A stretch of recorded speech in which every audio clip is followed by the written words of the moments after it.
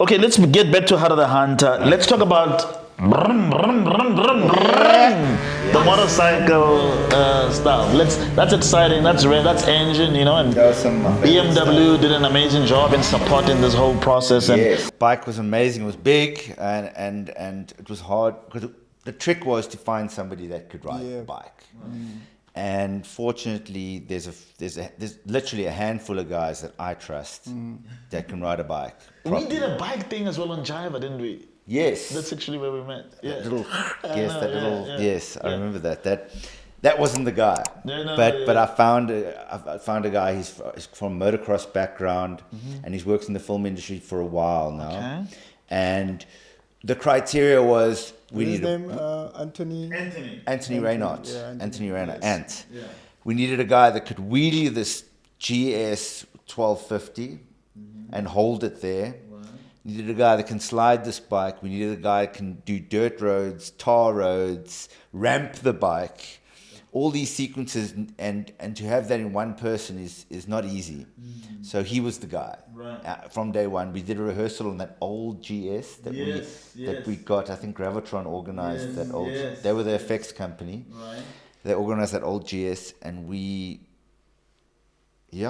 kind of, if we can do it on that, the old one, we could do it on anyone. And let me just remind everybody, guys, this has all happened in South Africa, on the African continent. It didn't happen in Hollywood, right? Yes. So these skills do exist on the continent. Yep. These guys are here. It's like the magic is here. You are the magic. Yeah. Africa is the magic. And a storyteller like Dion Meyer, he's such a good writer. I've read all his books. Right. I'm a big fan. Yeah. And we spoke that one day. I think you said Dion was going to phone you about the bikes because he was organizing the bikes through BMW. Yes. And I spoke to him and he phoned me and I was like, first of all, I just want to say I'm a huge fan. I've read all your books and I'd love to tell the story as accurately as we can with Mandla. Yeah. And he was like, no, I'm a fan. I'm like, oh, it was one of those kind of. One of those situations, I was very pleased. But how many doubles? So you were the double for Bongo? I'd say like a picture double, so to say. Right? Yeah. Then there was Anthony. Who was the bike double, yes. But then there was another guy. Remember the one who drove at the gas station? Yes, because Anthony, we were in the Karoo. Oudtshoorn in the Karoo. Right. We were shooting out there with Anthony, our lead biker. I had to find a secondary biker just to pull up to the gas station and do that scene. Yeah, I can't remember the guy's name. He didn't have to be the best rider. Yeah. But we got him in for the day. So that's 2 bike doubles, a fighting double. Wow. Wasn't there another person? Felt like there was more. I think so. He did all the helicopter stuff. He got out and all that. Isn't that Anthony? No. Maybe it was 3. No, I'm saying Bongo did. He did a lot of that stuff, and KB was there standing by to be. Yeah. And there's some clip that I saw of Ryan Gosling talking about, he gets all the praise and the recognition and all that, but stunt doubles. Stunt actors, doubles, they actually sell on behalf of the entire picture. What we want to achieve and do as filmmakers. I just want to add one thing, just about the fighting and everything. It's all about, again, the angles. And I watched this show, and I was, again, privileged to be invited to the editing studio, which I've never been invited to. I know, right? With Leon. With Leon Fesser, the editor. Yes, you're right. And the fact that I was invited there to be part of that process, again, I was in awe. But what I wanted to say was every hit in the show, every punch, every kick, every near miss, it's sold. And I've watched so many shows on TV, and I'm a big action fan. There's so many shows out there, big Hollywood blockbusters, that you have hits that don't sell. And you're like, how did they actually use that? Right.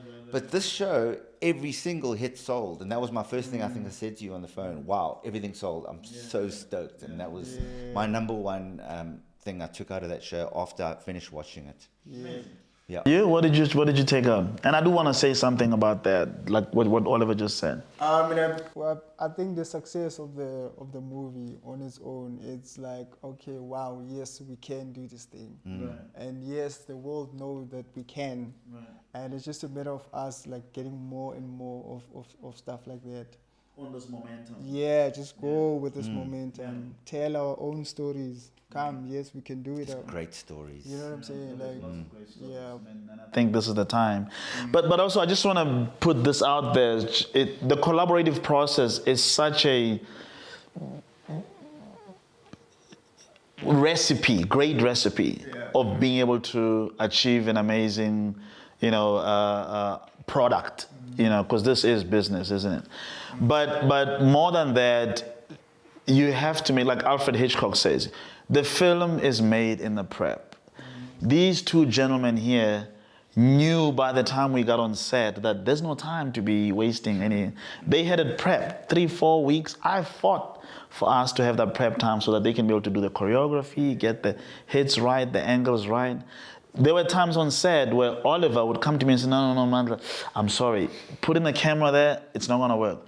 When KB does that, you're gonna see that it's him. You'll see that he's the double, it's not Bonko. So why don't you actually maybe move the camera here?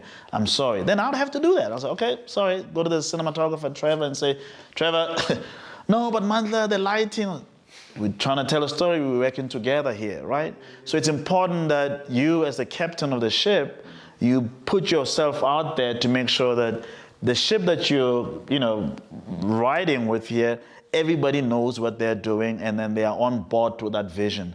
Otherwise, it's going to capsize, right?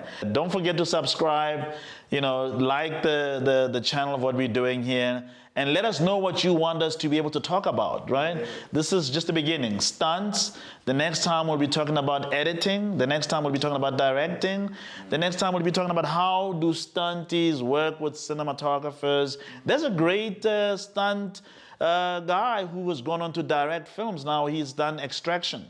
Yes. That guy used to be a stunt person. Yeah, like I said, like getting the knowledge from people like you, learning from you. Thank you. Like, I've learned a lot. Can I please sit here next to you? Teach me 1, 2, 3, and 4. Tomorrow, then it's me who's sitting there and doing that. Yeah. So it's just like the. Well, I think the natural progression is from stunt coordinator to second unit director. Okay. That would be the action unit. Yeah. And then you'd have a stunt coordinator. Yeah. In an ideal world, and that's where we should be heading. Yeah. Getting into that, right? Second unit directing, yes. Well, there's lots of projects that are coming up ahead, We've got a lot cooking, so we'll know, pick up the call and say, okay, you guys available to come and direct second unit? Yeah? Yes. Please. We've got one more little thing that we want to kind of, hone in on, which is the issue of being able to get permission to shoot at large locations, and how do you adapt yourself as a creative in that location. And that specifically within Heart of the Hunter goes to the whole thing of the Cape Town International Airport, which is where we shot Bongo's character, Zuko Kumalo escaping through that. That wasn't easy. I don't know, how many nights were we there? 3 or 4. 3 or 4 nights, right? And we've got big stunts of where KB had to jump through the escalators, go through people and all of that. It wasn't easier to accomplish that. But with planning, we were able to do it. Now, we storyboarded every little sequence that you saw there.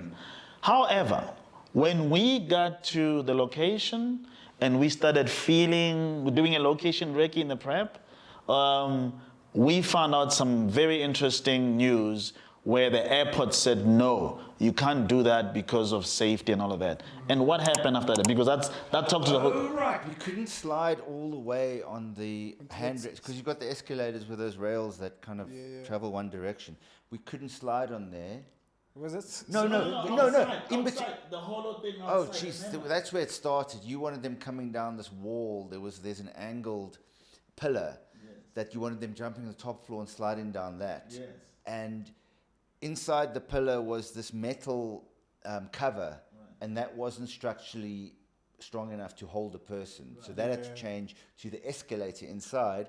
And also, you suggested also sliding down the escalator, there's also a little parapet almost, a little section in between the two railings where there's that metal piece. Yeah, the and silver we one. wanted the silver one. We wanted to slide down Yes. that. And the airport lady said, no, we can't. She said, no. And we're like, oh, what are we going to do now? And this is on the day. Huh? On the day. And then we're like, okay, we need to come up with something quickly. Then we figured, as you slide downstairs on your bum, a regular stairwell, we figured let's do some of that. And luckily KB put that together and he slid for a nice distance. It was a good distance, the slide. And it kind of sold. Then you kind of weave through those how can I say, the pedestrians, or what were they? No, the airport, Just the whole bunch of passengers, yes, that were we made it really busy, and he slid past, and we found a channel that he could slide through, and the bad guys were chasing him all the. But we did, like you say, we had to throw that together literally on the spot, and it was like, what are we gonna do? Okay. Now, it goes to the whole thing about being ready. Stay ready so you don't have to get ready, right? And KB spoke about that earlier on. Creativity also. Right? Allowing the creativity to kick in and allowing other people also to throw in their creativity in there. Collaboration. It goes back to that, So having like a great leader, someone who's allowing those ideas to come in, someone who's not going to block the ideas. Yes. So you don't edit yourself. Yeah, you know what I'm saying? Like, so if you have a person like Oliver who's going to be like, what do you think of this? And then it would go like, and then he would come in and be like, oh, no, like this. And be like, no, it's fine like this. No, I want it like this. Why? Oh, okay, this is why you want it. So like, like that kind of we definitely to come in and collaborate, right? And that's something that I would like to end off on. We spoke about the issue of collaboration, where one learned that I was studied at the American Film Institute at the AFI, and we were taught you've got to collaborate with the writer. I just wanted to say that it's so important that you allow yourself the energy of being able to work with folks around you. And I learned that while I was a student, right, about collaboration. We were taught that work with the scriptwriter, work as a director or as a cinematographer with the cinematographer, director, vice versa, with the producer, if there's constraints around the budget, because this is the business of entertainment. If the producer is saying to you, no, we can't do that. For instance, with us, we couldn't go down that whole railing at the airport. Well, we had to make a plan. Everybody's here. There's 300-400 people looking at you. What are we going to do? You got to come up with a plan, right? Work with the editor, work with the sound designer. You're all telling the same story. So it's important that you collaborate and you ground yourself, you breathe. It's so important to breathe when you're on set, right? Not to be allowing or reacting to anything. Don't rush it. And don't rush it, because accidents can happen, right? And which can cost you everybody to go home, and then you have to wait for 3-4 months for somebody to heal, and then that's costly. And sometimes some productions just fail because of somebody didn't take the time to say, hold on, what are we doing here? Should we do it? Anyway, that was it. All right, thanks a lot, guys. Really appreciate it. Thank you. Bam, subscribe, continue supporting us. Boom. All right.